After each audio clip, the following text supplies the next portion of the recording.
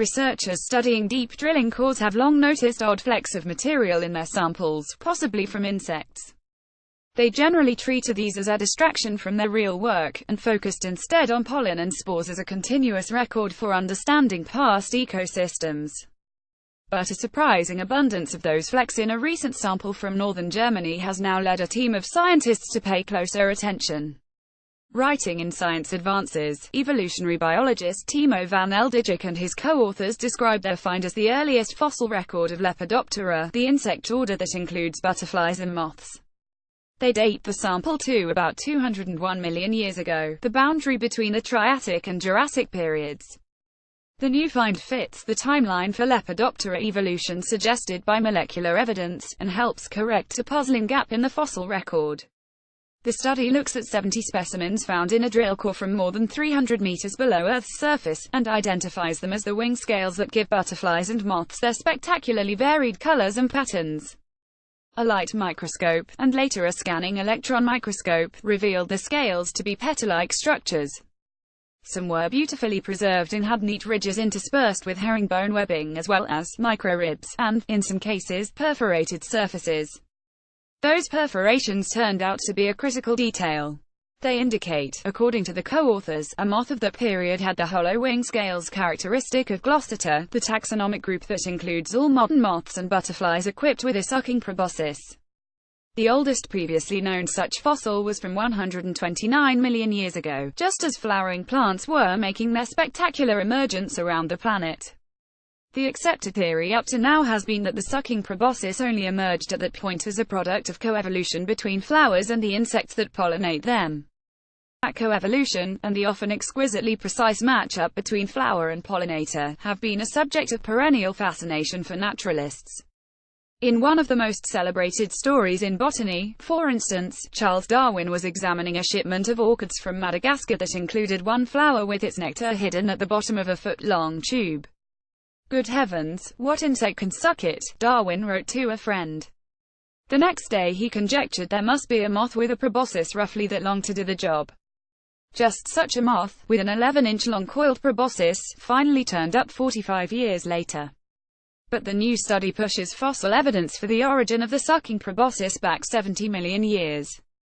That challenges the underlying notion, the authors wrote, that the emergence of flowering plants roughly 130 million years ago drove the evolution of the Lepidoptera proboscis.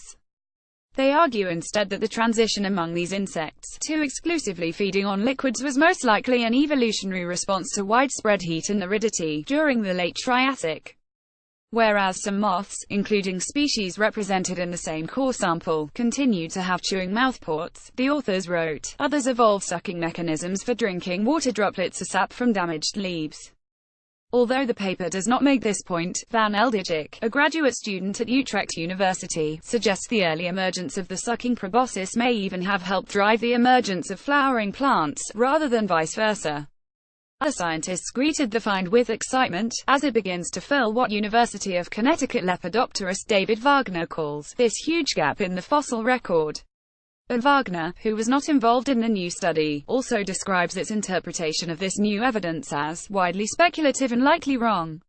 He questions the idea that the proboscis evolved in response to aridity. There are 24 other orders of flying insects from the same period, he says, that did just fine without having a sucking proboscis. They got water, he adds, the way other animals do. They drink it, lap it, use capillary action, whatever.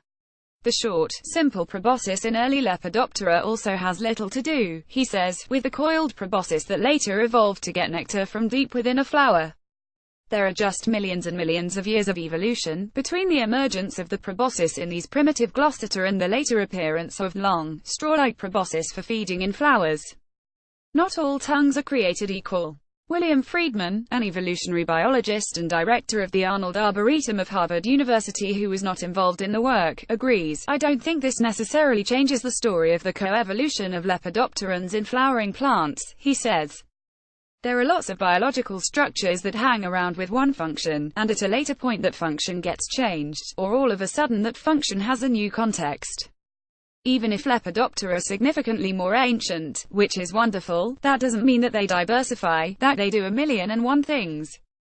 They could be like ancient mammals, hanging around, being small and not doing much till the asteroid hits, or in the case of the Lepidoptera and proboscis, until the emergence of flowers.